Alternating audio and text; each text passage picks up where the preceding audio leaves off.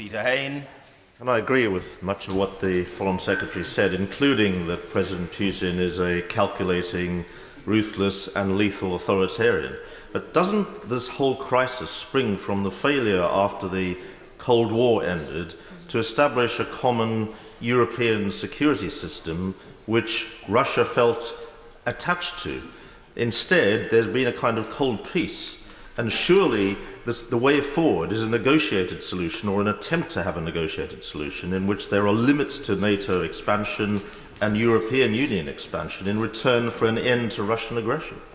Well, Mr. Speaker, I think the situation is that after the Cold War, when whatever it was, 19 ex-Soviet republics liberated themselves from the Soviet Union and became independent countries, able to set their own path in the world, we sought to build a normal relationship with Russia, one in which Russia would join the community of nations, would become richer, more normalized, and the Russian people able to become more prosperous.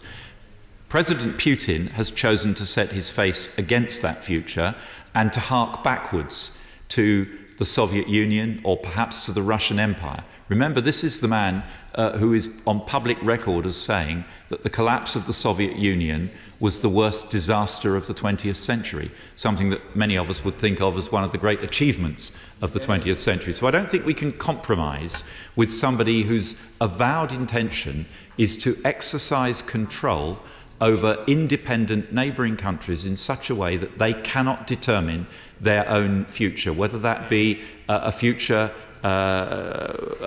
aligned with the European Union and NATO, or a future aligned with Russia and other allies. That must be for those people in independent countries to choose for themselves.